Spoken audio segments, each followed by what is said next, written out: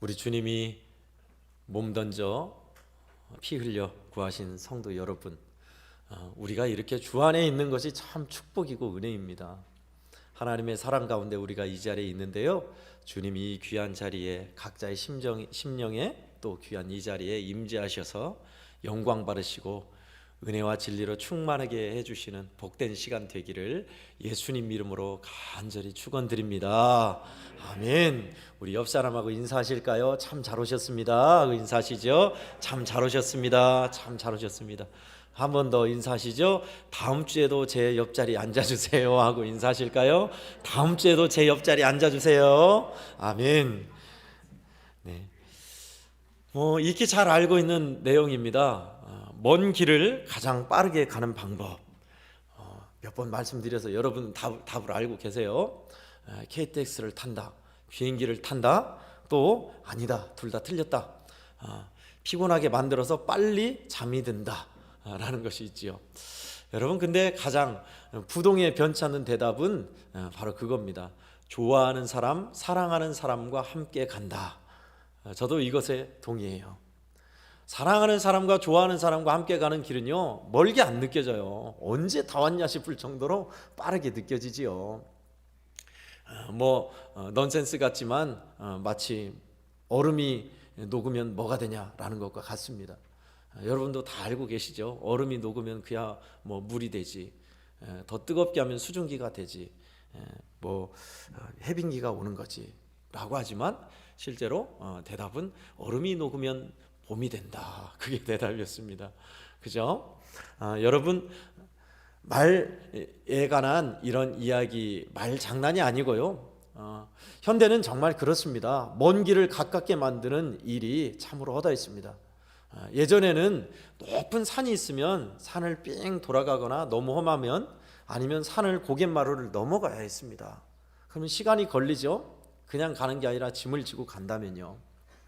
그런데 현대는 그 산을 터널을 뚫어버렸어요. 그래서 직진으로 가게 아주 시간을 단축시켰습니다.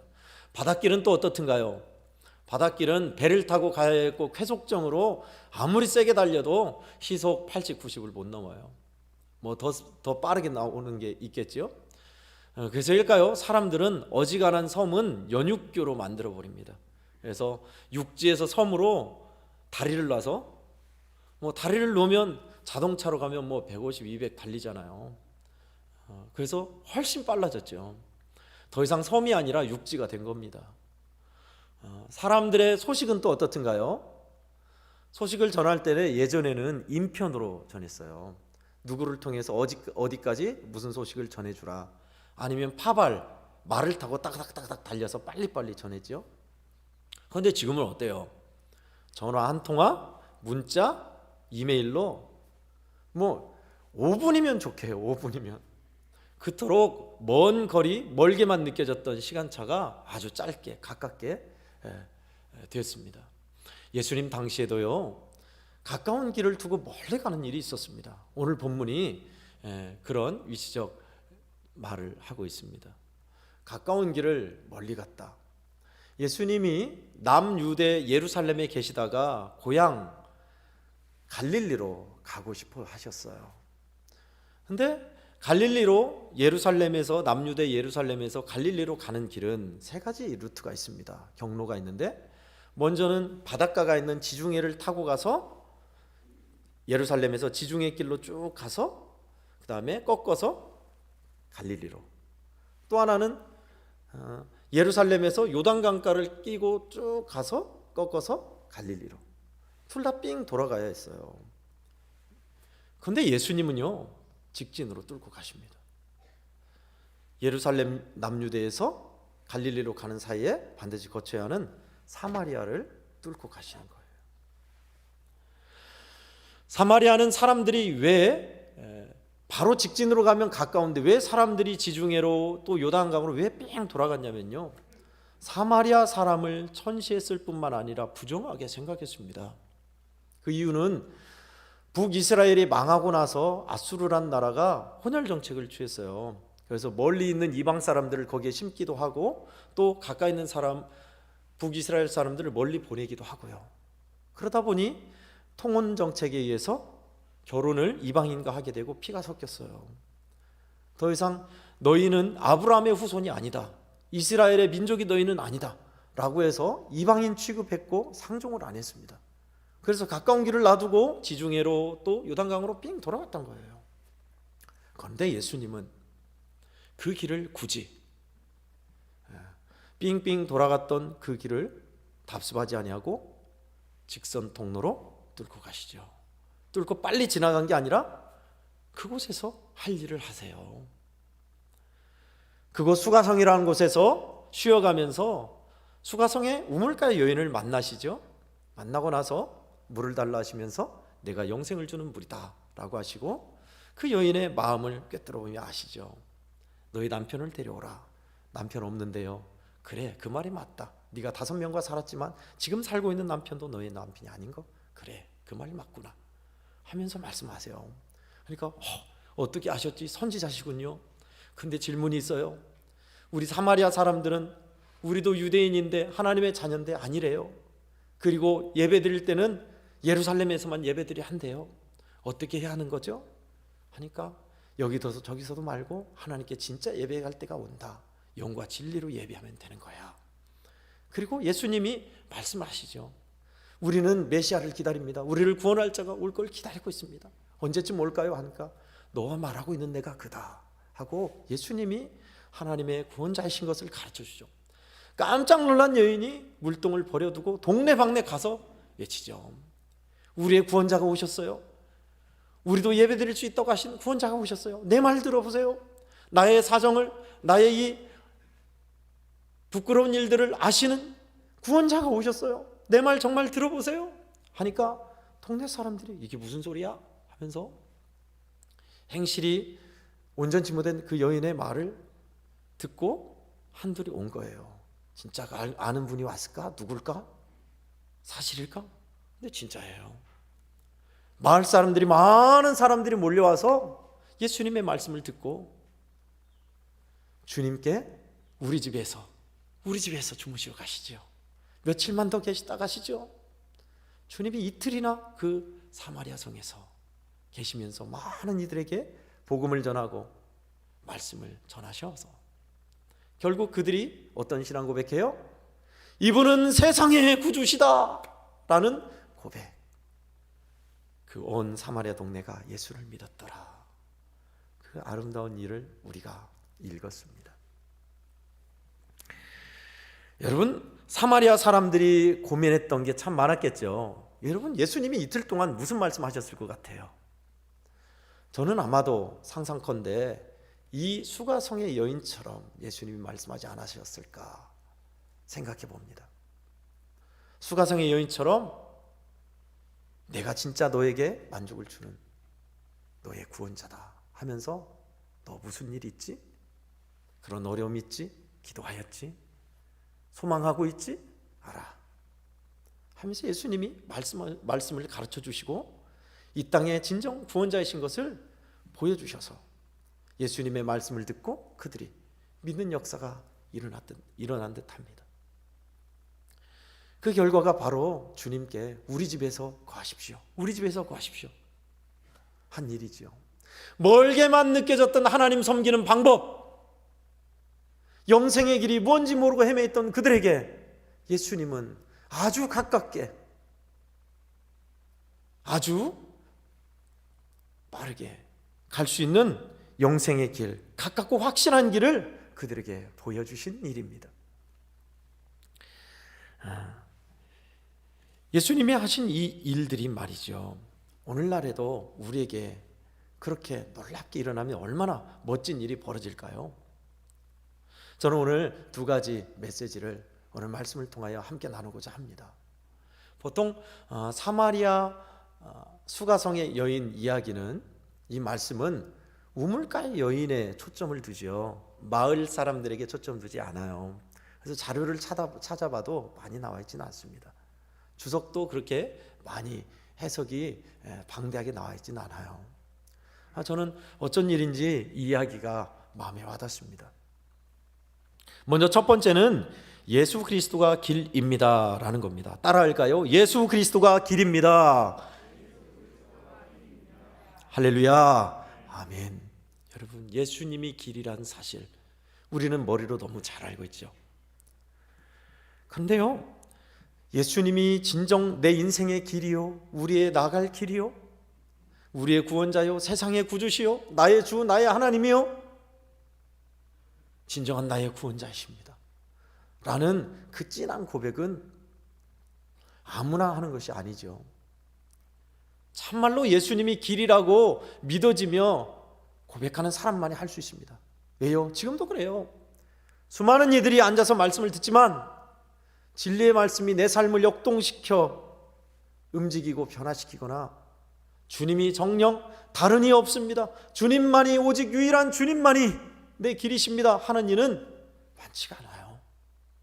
말씀을 들으나 말씀의 변화는 없고 열매는 없고 하나님의 놀라우신 성령의 교통하심과 매만져주심과 인도하심이 없다면 늘 말씀드리지만 사서 삼경, 공자왈, 맹자왈 유명한 교수가 강연하는 것과 다를 바가 없어요. 여러분, 앉아 계신 여러분은 주님의 말씀이 어떻게 들립니까? 유일하신 나에게 생명을 주는 말씀이요, 세상의 구주인 말씀으로 여러분이 들리십니까? 아멘. 그러기 원합니다. 저는 오늘 본문을 보면서 만약에 지금 말고요, 조선시대, 아니 2000년 전에 예수님이 우리 마을에 오신다면 어떻게 됐을까 상상을 해보고 각색을 한번 해봤습니다. 예수님이 오셨어요. 마을에서 정말 저거는 망나니야, 저거는 우리 마을에 뭐 하려고 와서 하는 그런 홍길동이라는 사람이 있었어요. 근데 홍길동이 지나가다가 예수님이, 마을에 온 예수님을 만났어요. 누구시오? 어디서 왔소? 술만 먹으면 사람들에게 행패 부리고 사람들의 손가락질 당하는 홍길동이 예수님을 만났어요. 그래서 예수님이 너는 참 하나님이 지은 좋은 사람이야 라고 말하니까, 나를 어떻게 알고 그러시오? 사람들이 너를 손가락질 할지라도 나는 너를 알아 하니까 마음이 솔깃해요. 그러면서 그런 어려운 일이 있는 것 하나님은 잘 알고 계신다 해요. 그래서 홍길동이 우리 같은 사람들, 우리 같은 이 애양원의 마을에 있는 사람들도 많은 사람들이 우리를 싫어하고 상대하기 싫어하고 멀리 하는데 어떻게 하면 잘 살 수 있는 길이 있을까요? 그래서 내가 온 거야 하면서 나는 너희를 고치는 하나님의 아들 예수님으로 온 거야. 우리 마을에는 전설이 있어요. 세상을 구원할 진정한 구원자가 언젠가는 이곳에 온다 했는데 언제쯤 올까요? 내가 바로 그 사람이야. 깜짝 놀랐어요. 홍길동이 가지고 동네 이장 누구 할 거 없이 내 말 들어보세요, 내 말 들어보세요. 기가 막히신 분이 왔어요. 전설이 이루어졌어요. 그분이 오셨어요. 누군데 그래 도대체 하고 한두울씩 오다 보니 진짜 그분이에요. 우리의 병을 고쳐주시고 우리의 자녀를 위해 기도해 주시고 귀신을 내어 쫓으시고 놀랍게 역사하시는 주님이 오신 거예요. 그래서 우리 애양원이 난리가 난 거예요. 그분이 오셨다. 전설에 우리를 구원할 그분이 오셨다. 예수님 우리 집에서 주무시고 가시죠. 우리 집에 오시죠. 이 무슨 소리야, 오늘 우리 집에 계셔야 돼. 그래서 수많은 마을의 사람들이 주님의 말씀을 듣고 우리 구주, 세상의 구주 예수 그리스도십니다, 그런 믿는 마을이 됐다. 모두가 다 하나님의 은혜로 깨끗함을 입고 온전케 되어서 마을이 예수 믿는 마을이 되었다. 오늘 사마리아 마을 이야기를 각색하면 이렇다는 겁니다. 소설을 쓴 게 아니라 살짝 각색해 봤어요. 오늘 본문을 통해서. 그런 일이에요. 여러분, 멀게만 느껴졌던, 도대체 신앙의 갈피를 잡지 못했던 그런 사람들에게 예수 그리스도는 길이 되어 주셨습니다. 어떻게 예배하는 건지, 하나님을 어떻게 믿는 것이 잘 믿는 건지, 그리고 정령 구주이신 메시아는 어떤 분이신지를 주님이 보여주셨지요. 요한복음 14장 6절은 우리가 잘 알고 있는 말씀, 내가 곧 길이요 진리요 생명이니 나로 말미암지 않고는 아버지께로 올 자가 없느니라 하셨습니다. 많은 이들이 다른 어떤 것을 찾아 헤매이고 방황한 시대입니다. 사람들이 시대에 따라서 다르지요. IMF 때는 또 IMF 때를 겪어냈던 방법이 있고, 코로나 시대는 코로나를 겪어내고 지나가는 방법이 있습니다. 그러다 보니 많은 사람들이 또 종교에 의해서 또 자기의 미래를 대비하기 위해서 여러 가지를 생각하죠. 어떤 이는 명상을, 어떤 이는 고행을, 어떤 이는 선행을, 어떤 이는 철학을, 어떤 이는 지식을. 그러나 결국 죄와 죽음 앞에서는 이런 건 전체 다 무력했어요. 유일한 길, 죄와 죽음에서 우리를 건질 수 있는 분, 예수 그리스도셨습니다. 오늘도 동일합니다.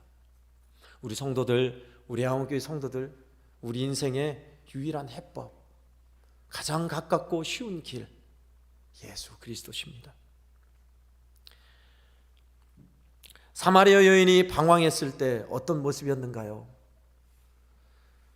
다른 길, 다른 남자, 쾌락, 세상으로 향하던 그 인생을 주님은 가장 쉽고 좋은 길, 건강하고 복스러운 길, 예수 그리스도를 만나는 것을 가르쳐 주신 겁니다. 저는 저와 우리 애양원교회 성도들도요, 이 자리에 앉아 계신 우리 모든 성도들 뿐만 아니라 방송으로 예배드리는 모든 성도들도요, 진짜 나의 고백은 전적으로 나는 예수님을 믿는다, 예수님만이 내 인생의 유일한 길이요 해법이다 라고 고백하는 사람들. 오늘 성경의 고백처럼요, 42절에 그들이 뭐라고 했죠? 그가 참으로 세상의 구주신 줄 안다. 세상의 구주 예수 그리스도. 우리 애양원교회도 모두가 다 이렇게 진한 세상의 구주 예수 그리스도로 주님만이 길이라고 고백하는 우리 모두 되기를 간절히 축원합니다. 아멘. 두 번째는요, 기꺼이 주님을 맞이하십시오 라는 겁니다. 40절에 보니까요, 사마리아 사람들이 예수께 와서 자기들과 함께 유하시기를 청하니 거기서 이틀을 유하셨다라고 하고 있습니다. 사마리아 사람과 상종하는 것은 이 당시 예수님 당시에는 상상하기 힘든 일이었습니다. 마치요, 우리 나라에서 6, 70년대 북한 남파 간첩과 이야기하는 것과 똑같았어요. 안 될 일이었어요. 그거는 사마리아 사람과 상종하고 이야기한다? 근데 예수님은 지금 거기서 이틀을 유하신 거예요. 반대의 면이 있습니다. 예수님을 기꺼이 맞이하십시오 이렇게 맞이한 사마리아 사람들이 있는 반면, 놀라운 기적과 하나님의 율법의 말씀을, 은혜의 말씀을 선포했는데도 주님을 배척하고 믿지 않았던 예루살렘의 사람들도 있었습니다. 지금 주님은 예루살렘에서 갈릴리 가나로 가는 길에 사마리아에서 거친 거예요. 근데 사마리아 사람은 다르네요. 정반대의 모습이네요. 하나님의 백성도 아니고 사람 취급도 받지 못했던 그들은 예수님을 기꺼이 환대하고 우리 집에 거하십시오, 우리 집에 주무십시오 라고 모시며 달게 하나님의 말씀을 받고 있습니다. 이틀을 거하신 겁니다. 그 동네에서. 예루살렘과 사마리아 사람들의 모습,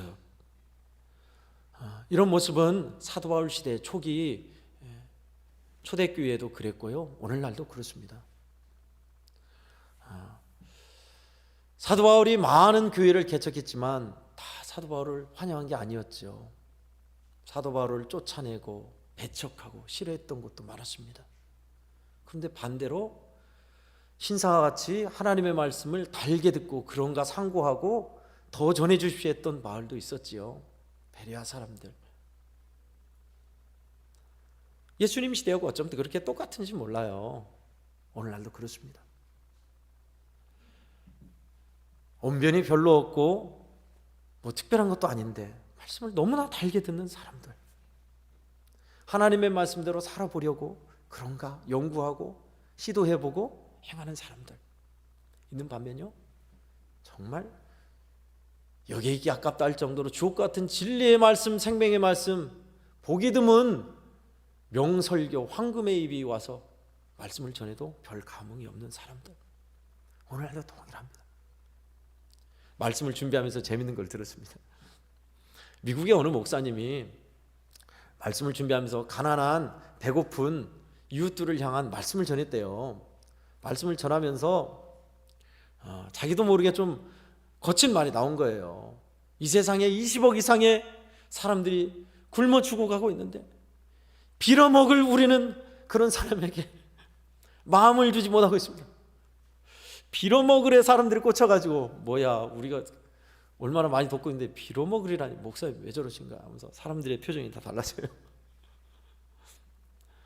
그래서 목사님도 이게 잘못 나간 말이구나 라고 하는데 어떻게 해요? 이미 나갔는데 설교를 또 계속하면서 이제 마지막 설교에 마지막이 압권이었습니다. 20억이 굶어 죽어가는 것보다 빌어먹으래 꽂힌 우리들이 더 문제입니다 라면서 그 얘기를 하니 다 사람들이 공감한 거예요. 그렇습니다.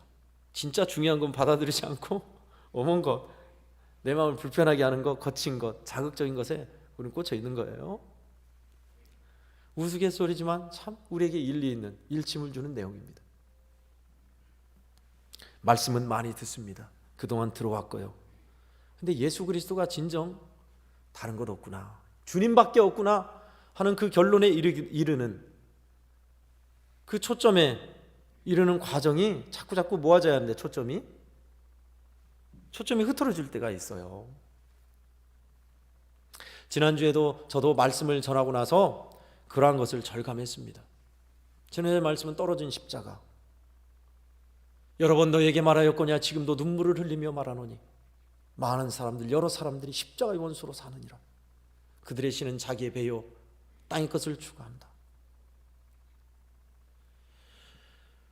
세상의 영광만 구한다라는 사도 바울 선생의 간절한 말씀을 우리가 함께 나눴죠. 그래서 메시지가 뭐였냐? 저도 막 생각했어요. 이번 주는 왜 그렇게 까맣게 잊어버리고 살았는지. 그거 있잖아요. 주님과 주님의 십자가를 사랑해야 한다. 우리는 십자가에서 죽었음을 늘 기억해야 한다. 십자가를 사랑하는 사람들, 변하지 않는 성질, 육신의 모습들, 죄의 모습들, 주님과 함께 이미 죽었음을 늘 고백하며 십자가를 바라보는 사람들, 그것이 십자가의 원수가 아니라 십자가를 사랑하는 사람의 모습이다 했어요. 십자가의 원수는 안 믿는 사람이 아니라 믿는 사람들이 그릇되게 하고 왜곡시킨다 했습니다. 나를 구원한 십자가로 끝, 전혀 변화로 못 시키고 삶에 영향도 못 미치고 그런 십자가 아니라 했습니다. 근데 돌이켜보니 하나님의 말씀을 그렇게 제일 많이 연구하고 전했던 저 자신부터가 말씀은 전했는데 까맣게 잊어버리고 강단에 설 때 기억나니 이게 하나님의 말씀을 들으면 들을수록 주님의 말씀이 참말로 맞다, 진리다 해야 하는데 말씀과 동떨어지고 유리하고 살고 있으니 이게 어찌 된 일인가 할 때가 많습니다. 근데 여러분, 오늘 말씀도 마찬가지예요. 가장 가깝고 쉬운 길은 그 예수님께, 또다시 우리가 주님께 나아가는 것입니다. 주님만이 해법입니다. 다른 해법이 없습니다. 생명의 말씀이신 예수 그리스도께서 저와 여러분의 마음을 너무나 잘 알고 계시니 그 말씀, 주님과 함께하는 사람, 주님이 내 마음을 다스리게 하는 사람 되셔서 그 고백을 우리가 늘 드렸으면 좋겠습니다. 세상의 구주 예수 그리스도, 나의 주, 나의 하나님, 진정한 내 인생의 길이 되신 분, 우리의 고백이 이러한 진한 고백 되기를 간절히 축원드립니다. 아멘. 끝으로 두 번째는요, 두 번째였죠. 기꺼이 주님을 맞이하십시오. 친숙한 사람, 여러분 안 변하고 생활이, 신앙이, 성격이 똑같아요 라는 우리의 그 문제 말이죠. 거기에 대한 해법도 마찬가지예요. 주님과 친숙함이 있습니다. 여기서 있는 우리 청소년들, 우리 청년 대학생들, 우리 어른들도 마찬가지예요. 여러분이 모르는 사람과 친해지려면 어떻게 하십니까? 여러 방법이 있지요. 이야기를 많이 한다, 같이 게임이나 일을 해본다, 아니면은 맛있는 걸 사줘서 같이 음식을 먹는다. 대부분 이런 거예요. 그렇게 하면서 점점 친해지는 거예요. 대학생이 되어서 딱 들어가면 이제 같은 반, 같은 수업을 받는 사람, 또 같은 과에 미팅을 하거나 또 MT를 떠나잖아요. 그렇게 해서 친밀감을 좀 접촉하면서 이야기 나누면서 친밀감이 유지돼요. 여러분, 신앙생활 우리 주님과 친밀함도 여기에 벗어나지 않습니다. 대화를 많이 하면, 이야기를 많이 나누면 나눌수록 그 사람에 대해서 알게 되죠. 자주 이야기를 할수록요. 혼잣말이 아니라 서로 오고 가는 대화 말입니다. 그것이 어쩌면 말씀 묵상일 수도 있고요, 기도일 수도 있어요. 기도의 응답을 통해서 주님이 내가 이렇게 아뢰었더니 주님이 이렇게 응답해 주셨구나. 그 사람은 주님과 친한 사람이에요. 또 주님과 함께 먹고 마시는 사람, 식구와 같이 사는 사람이죠. 밥 먹는 것이 아무것도 아닌 것 같아도요, 먹으면서 얼마나 정이 새록새록 들고 또 알게 모르게 먹으면서 우리 마음이 친교가 된지 몰라요. 주님과 함께 먹는 사람 말입니다. 밥 먹을 때, 무슨 일을 행할 때 주님과 함께 하는 사람.